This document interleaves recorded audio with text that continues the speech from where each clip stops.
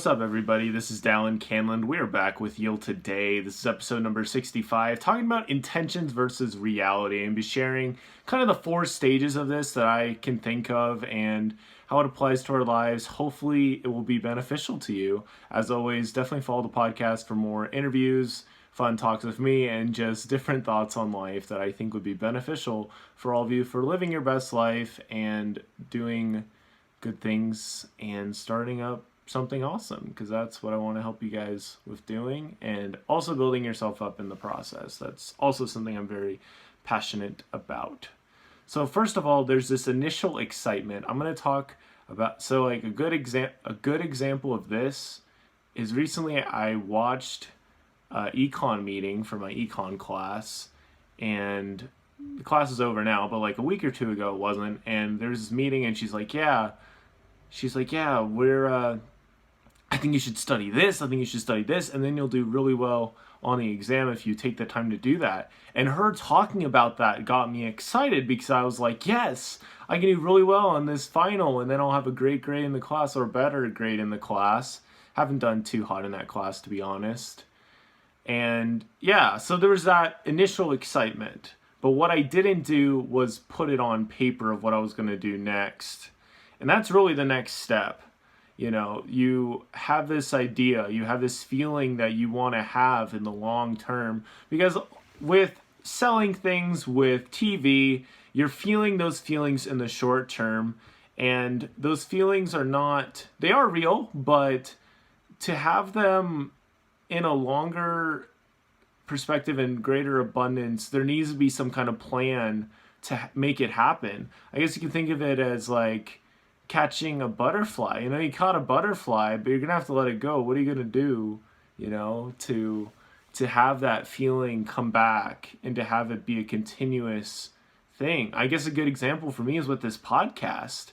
I really enjoy doing the podcast, but having it be a continuous thing in my life is a big blessing, so I can continue to have that feeling of being a podcaster, being able to help out others with my voice and with my perspective and messages, and especially interviews too, just being able to help other people and lift them up in those interviews. I just love being able to help out others, and it's also cool because they often help me too. And so there's the initial excitement phase, then there's the capturing it on paper phase where you're planning it out, making it happen. Then there's the follow-up phase. I think this is really important in this intentions versus reality kind of thing, that you have a journal, you have something that can keep you accountable.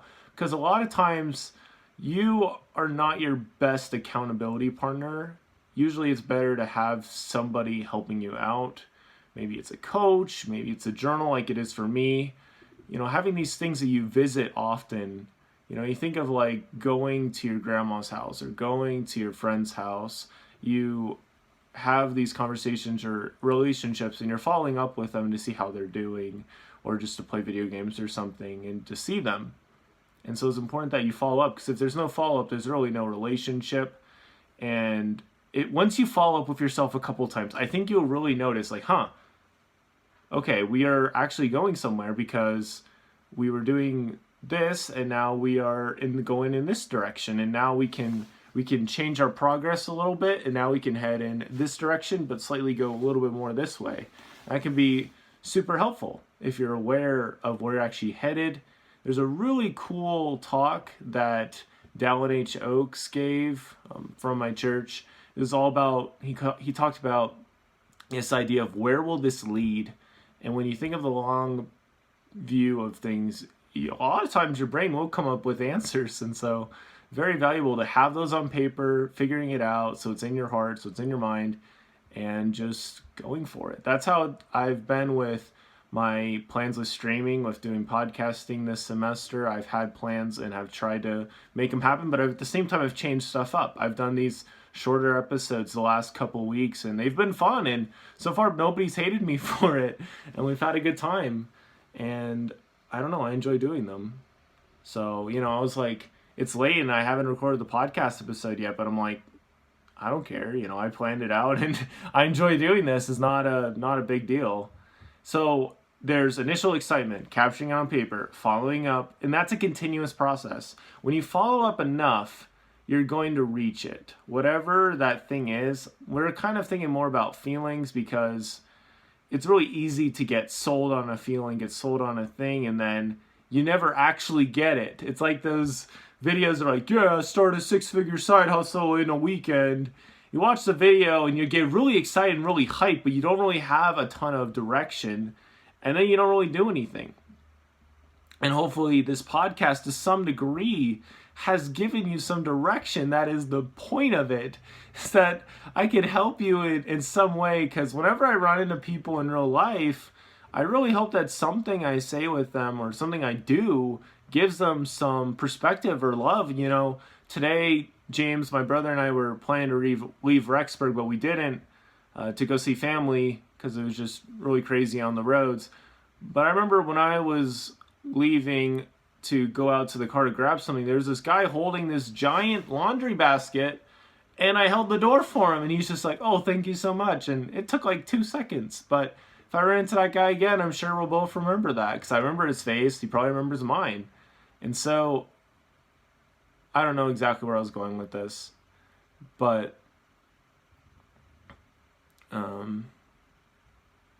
yeah, so you don't want to mistake feelings for the real thing. I think that is so easy to do. You have these wonderful intentions, you feel great, and you need to actually make something happen. Capture it on paper, follow up, reach it. Because if that initial excitement is strong enough, it can be so strong, but you need to do something so it can materialize, so it can grow, so it can have life. This is a wonderful idea, that thought that I've had over and over again, is like, the idea is born, but what are you going to do with it? Are you just going to let it starve to death, or are you going to feed it with more thought food, more perspective? Are you going to write it down? Are you going to take care of it? Are you going to look over it, you know? Or are you just going to forget that it happened and just move on? You know, you have a choice there. You are continuously making your future by the building blocks that you are making and that you are working on today. This is just kind of how it goes. You know, if you think of them as habits, you just put them together and you're able to get to better places than you were before. So I hope this was helpful to some degree in kind of helping you to see, like, there's that initial excitement, then you need to capture it on paper, follow up, and reach it. I think with so many things, we have that initial excitement, like, oh, I should ask this person out on a date, I should do this and that. But then you gotta let the idea live somewhere else, because it'll go out of your mind so quick. Just snap your fingers, it's gone, usually. And it really helps just to kind of put those things on paper so you have somebody else keeping you accountable. So, and eventually you reach those things, and when you reach those like smaller goals, you can reach those bigger goals. But it always starts with, obviously this isn't like a scientific process, but you got to do something when you have that initial excitement, because yeah, you just gotta do that. The sooner the better. So thank you all so much for listening. Appreciate you. With the rest of 2020, I think I'm going to make a little episode about my thoughts on 2020, things I learned from it, and just a couple Christmas episodes. Start a little tradition with that. So should be a lot of fun. Thank you so much for listening. Hope you enjoyed this little quick episode of Yield Today. I enjoy doing these quick little episodes. They're fun. But yeah, thank you so much for listening, and don't forget to yield today, and it will be a better tomorrow.